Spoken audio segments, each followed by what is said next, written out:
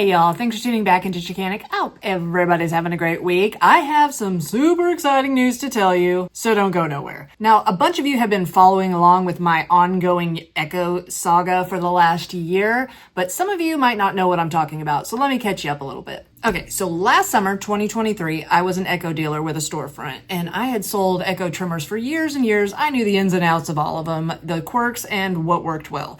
Well, I happened to have a string of the large commercial trimmers, the SRM 3020s, come back with head issues. And the first one, I didn't know what was wrong with it. The guy's head was completely melted to his base. The second guy that came in said that his string was constantly melting inside of his head. I didn't know what to do about that, so I went ahead and switched out and gave him another head to finally, once the third and fourth one started coming in, I was like, there's an issue with these heads, and realized it wasn't the same old Speed Feed 450 that they had ran on all of their commercial trimmers for years and years and years that worked very well. It was the brand new Speed Feed 500. Now to give you a quick rundown of what the difference is, the Speed Feed 400, the best trimmer head ever made. I leave them in the description box below for you to buy if you want to get one, or you can find them at my Amazon store. The Speed Feed 450 was for the bigger CC trimmers. It worked great, held a little bit more line.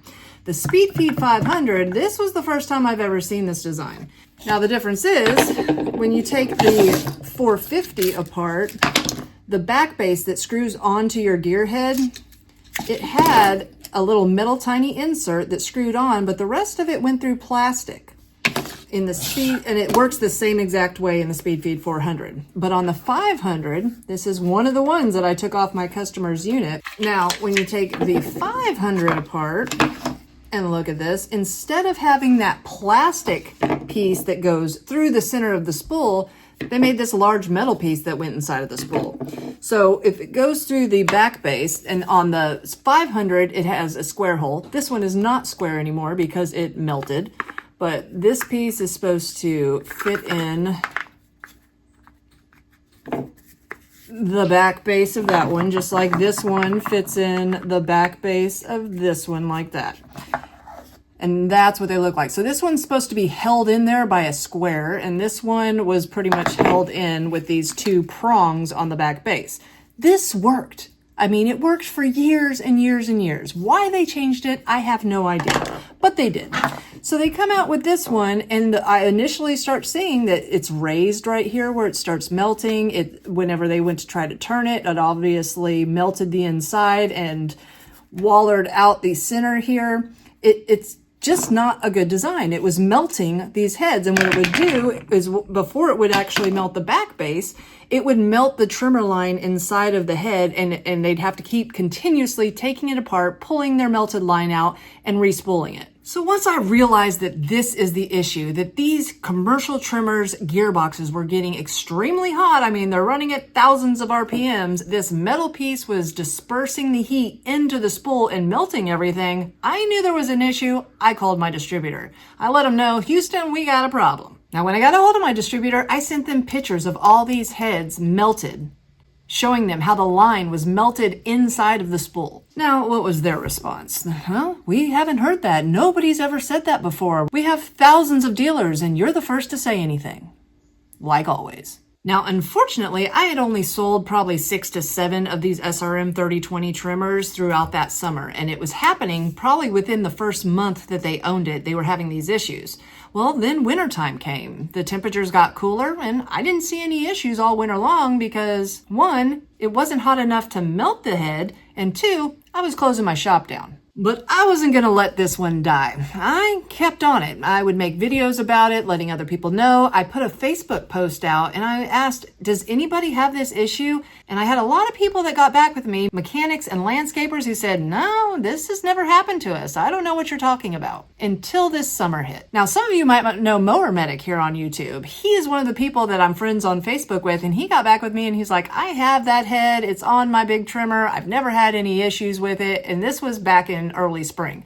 But by the summertime, he got back with me and he said, you know what? My head melted and I went ahead and put my 400 back on my trimmer and it works fine. So yeah, there's definitely something wrong with those 500s. If you are not subscribed to Mower Medic, I will leave a link to his YouTube channel below. Great guy, great content. So I already knew that there was a problem, but I liked that confirmation from another trusted source that knows what he's talking about. So then I kept mentioning it in my videos. So, I don't know, 4 or 5 months ago, I call Echo and I'm like, y'all have a problem with these heads. Are you aware of it? And the lady tells me, yes, we are very aware of the melting heads and they are in the process of doing something about it, but didn't tell me much more. So a month or two goes by, I mention it again in one of my videos. So finally, in the beginning of September, Echo calls me.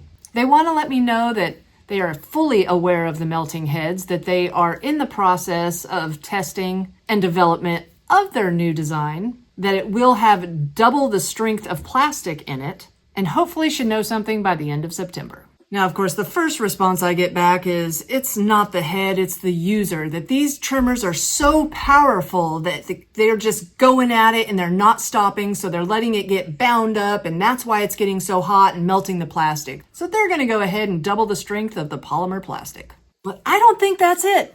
I think it's this metal piece. It sits right on the base of the gear head that's running at thousands of RPMs, getting super hot, distributing that heat straight down into the spool.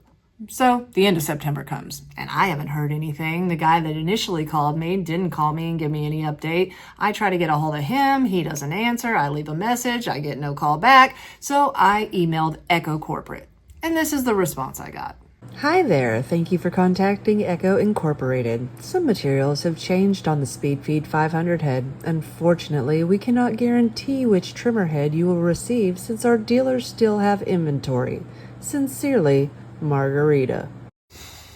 So what do you think, guys? Is that enough? That they did completely change the design and are making an attempt to make it better?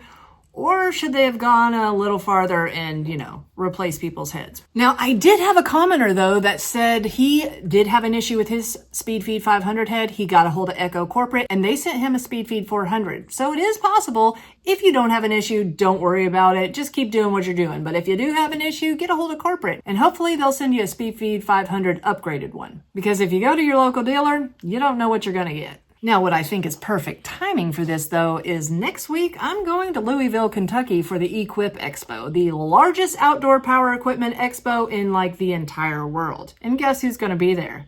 Echo Corporate.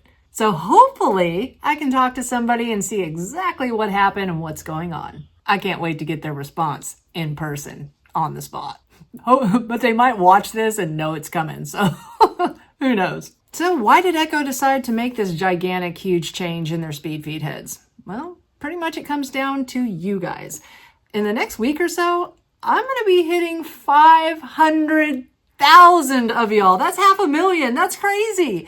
Without this platform and being able to let y'all know what's going on and y'all commenting and leaving reviews and letting other people know what's going on, Echo would not have ever maybe even known the problem and definitely probably wouldn't have addressed it. This is literally the favorite thing about my channel, is being able to enact change like this. I mean, it happened with Husqvarna with their spindles. For years, we were all saying that the spindles, why is there a grease port when there's sealed bearings? Finally, they changed it. Just like when I called out Husqvarna for all their Walbro prices being wrong, they enacted an entire task force to get it fixed. But I'm just one voice. I am nothing without y'all. And I couldn't be more appreciative. So guys, thanks again for tuning in to Chickanic. Hopefully my videos have been saving you time, money, and frustration in the future. And also, if you're going to be in Louisville, Kentucky next week for the Equip Expo, I will be there Thursday the 17th. I would love for you to come up. Let's get a picture and say hi. Now at the expo, I'm going to be walking around checking everything out. But if you want to find me, I will be spending a lot of time at the Ethanol Shield booth. They invited me to hang out with them for a bit. As always, it is the end of the season. If you have not bought any fuel stabilizer yet, I highly recommend Ethanol Shield. I always leave it in the description box below or at my Amazon store. Now, while I'm totally dogging on this SpeedFeed 500, don't forget the SpeedFeed 400 is the best head ever made. I've been touting it for years because I promise you, if you have never tried it before, they are amazing.